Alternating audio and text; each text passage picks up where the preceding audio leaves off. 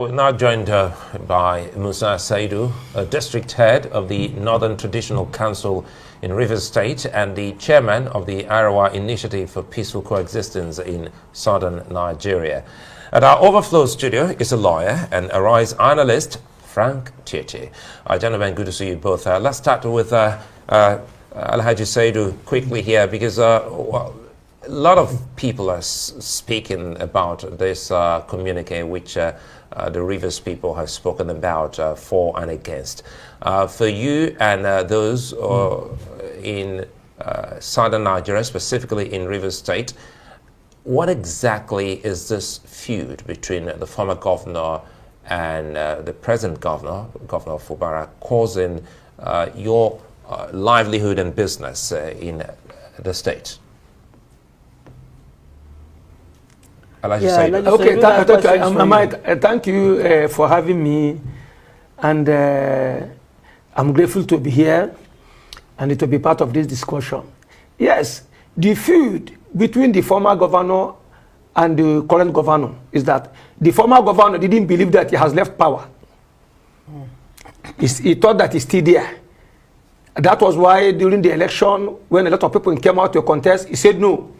He was the one that told us that Sim is the best, is better than him. And the Sim is not known, you know, on a political cycle, the River State. You know, he's a civil servant who has diligently, you know, served the state, you know, from a junior officer to where he was even a teacher at LMA, as I knew. That's to tell you that I voted even during Okilo's time. First Second Republic, I voted. Not only I voted, I mobilized. You know, so the feud is being expected, unless those that doesn't know River State, unless those that doesn't know the former governor. You know, not today the former governor started this. He has been doing it because of Nigeria is corrupt. When you give them money, you can kill anybody. Some are coming, say it's commissioning project. Some are coming. We are seeing that, we are looking at them. We that knew River State very well, more than him. I know I've been Chief that SA, even Edwin Clark that is talking. He was Bulia's deputy in command on the Sasa People's Conference. So I was the mobilizer, and I was the one that delivered any letter that is sent to bring peace in Niger Delta, like Ankyo that is talking now. All of them knew me. But you know, whenever people kill an elephant, you know, when it's done, you know, you go here say, you go hear a different thing. So I accept my name as Saidu, but there's nobody that contributed as I did. Because I was the chief of the SA, and not only that, I funded all the movement that I participated in. But what I'm saying is that now, there will be no two governors, is one. Right. FUBARA is the governor of Rivers State. And I'm sorry to say this. The chief of staff, we are WIKE is dancing, mocking people in the villa. Yes. So, he should look his back. I'm advising him. He doesn't know WIKE. Yes, that's how he did with Jonathan when he was a minister. When 5 governors were coming to visit Amechi, he stoned them from airport to this thing. Right. He has been doing and all that. So WIKE, you know, has been doing what he wants and getting away with it. Okay, let's bring I'm coming, Madam. Yes, sorry. I mean, we'll let you land, definitely. There's so much that you have to say, definitely, since you've been at a vantage point of observing things unfold in Rivers State. Frank Tietie, well, the question of constitutionality or otherwise of President TINUBU's intervention has been in question. Should it really be a question of constitutionality in resolving the crisis in Rivers State? Or what do you think, especially when you hear from E.K. Clark that, look, the 8-point directives in that peace deal, I mean, totally a non-starter. What are your thoughts on this? Well, we are unnecessarily exalting a mere political intervention by the president, which has no legal basis. We are unnecessarily exalting it to a constitutional pedestal, and that is a very sad development. You don't reduce a quarrel between a political godson and his political godfather to a point where the president of Nigeria will have to invite them to the Aso Rock Villa without any legal basis, you know, even though, and then ask them to sign a certain paper. That paper is worthless, is useless, so we shouldn't give much attention to it, to the extent that Rivers State as citizens are not debating it. I think it's laughable. What has just happened is that it shows that many people don't understand the purpose of ceasefire in wartime. They don't know that it's a time to douse tension, to re-strategize, and then to carry out further attack, and then the stronger party eventually wins the war. That's what the document serves. It has diverted attention from the build-up, the crescendo that we have I witnessed in Rivers State, which would have snowballed into a major political crisis. But we've got a very smart president, because this is a tale of two, or rather three different presidents. If you had President Obasanjo in place, he wouldn't waste all this time. He would take side and then activate the immense powers of the Nigerian president. But if you also had a President Buhari in place with his laissez-faire approach, he will mind his business and care less what was going on in Rivers State, the same way he cared less about what was going on in Edo State when Governor Obaseki pulled off the roof of the House of Assembly and allowed a few members, say 5, to begin to run the state. So that was President Buhari. But here is a president who is, whose inclination, who has a proclivity against people who don't keep agreements. So go and ask Akinwumi Ambode, or a president who suffered so much in the build-up to his election, where he suffered infidelity or lack of fidelity from the president that he helped, to the extent that he was afraid, and then he started singing the tunes of Emilokon. The position of that president is definitely against a fellow like WIKE and FUBARA, who could not manage the fact that he was given the governorship on a platter of gold, without campaigning, without even buying form.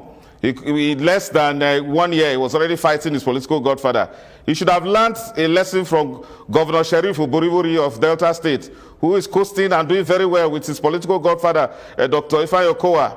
Despite the gargantuan influence of a fellow like James Ibori, Uborivori has been able to maintain peace with his political master. For FUBARA didn't do well. There's no doubt about that. He could have done better. Well, I think, Frank Cheche, that some will say for now. It's too early in the day to talk about Delta State as an all-clear state. Well, let's bring in Musa Saidu again. It's quite an interesting perspective to see that you were right there since Melford Okilo's Second Republic. Yes. And it's exciting to see you talk about this with some kind of attachment and familiar love for Rivers State. Yes. This whole conversation is about how peace can return to Rivers, that is your adopted home state and state to a lot of people from northern Nigeria. Thank you very much. If you look at this issue, I mentioned it 2 weeks ago. It was on Vanguard, where I said the president and NSA should step in. I've been saying it. I was the first person that mentioned this issue because we saw it coming. But one thing is that, I'm not comfortable with the agreement that the governor signed, that the House of Assembly people will come back. That's one. One, and again what? The commissioners will come back. Then the president himself will not accept that agreement. Because during Obasanjo, when Obasanjo as the president moved to stifle AD, which is a governor, the president resisted, and we all supported him and he stood, and that's what led him to where he is today.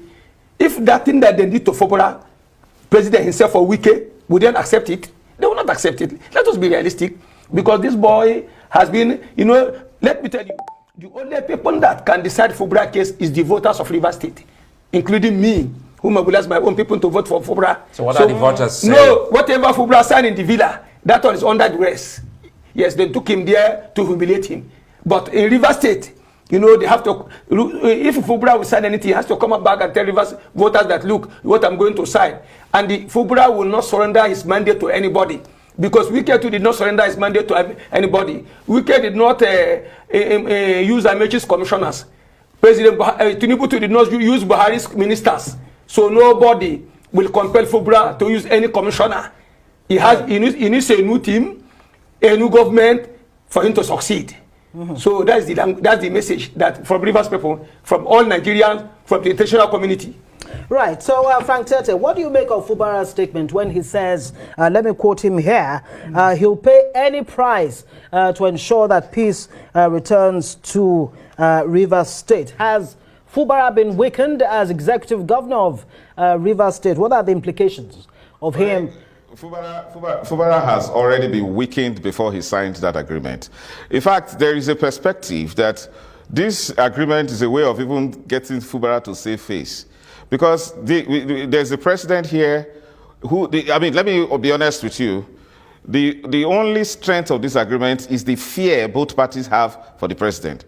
The president can sack WIKE with a blink of an eye, and then again, the president can decide to recognize those members that defected to his own party, give them all the security forces, allow them to sit in any place, make pronouncements, give initiate impeachment proceedings against him, and whatever he does under the cover of the police or the army will carry the day. So the president is actually the power force here that both parties are afraid of. So Sim FUBARA knows that. And this agreement is actually for Sim FUBARA to break. They set it up in such a manner that there will be a reason to now move presidential powers against him in the way we practice our very crude democracy in Nigeria. I'm telling you, Sim FUBARA, look at the kind of humiliating conditions he has been given.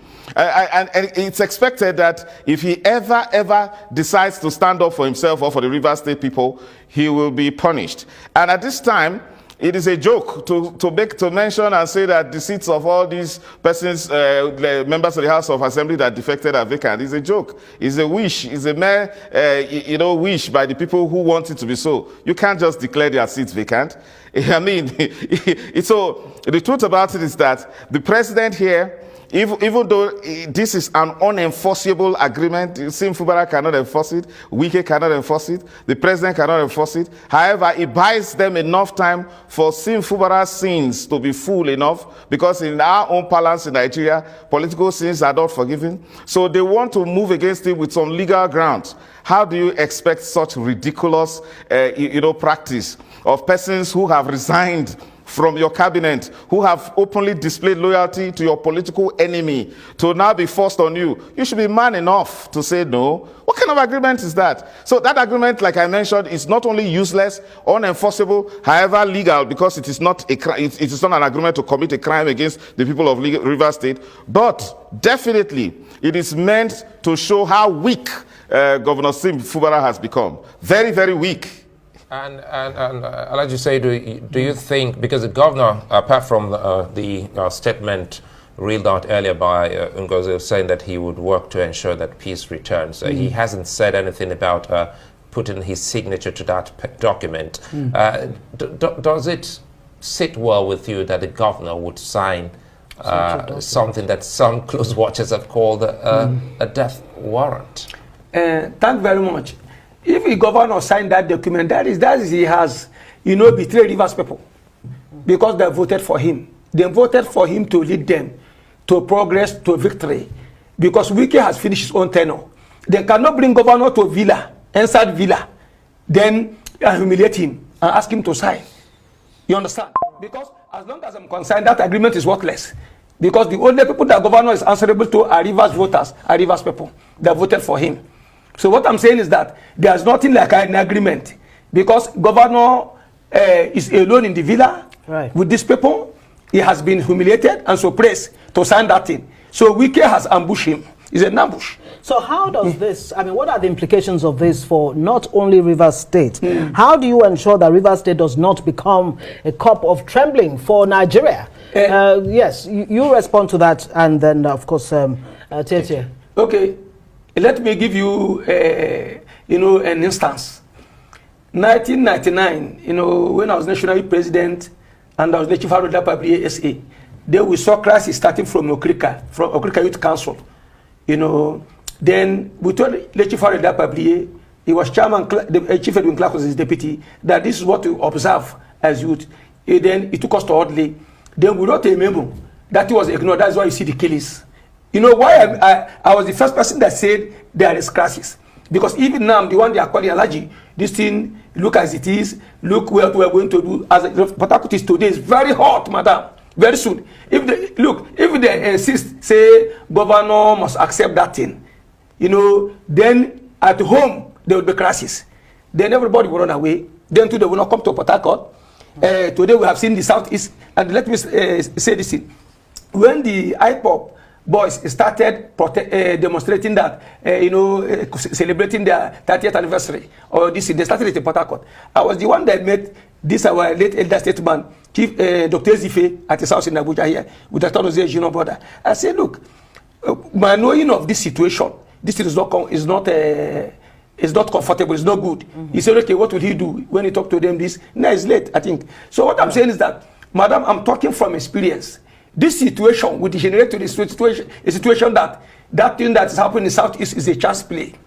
Frank Tete, you want to weigh in on this very quickly? Oh yes, indeed. What this crisis has shown, it has actually demystified Nyesom Wike as a man with a very poor sense of judgment. Look at the kind of person he chose to succeed him, the kind of person he bought form for, campaigned for, to succeed him, and then decided to build his own political structure on. It demystified him. And look at how desperate he has become, because he knows that his political life hangs on the balance. What's wrong with FUBARA? If I may ask, what's wrong with FUBARA? Look, everything is wrong with what FUBARA has done. A man should be honorable to keep agreements. You were nobody before Governor Nyesom Wike at that time chose you. If you knew you could not keep to the agreements, why did you have to go about it? Well, and then again, let me be honest with you. I think, Frank, we have to end it here, whether we like it or not. We're speaking of a governor. He's not just FUBARA, he's the governor, elected governor of Rivers State. But the point is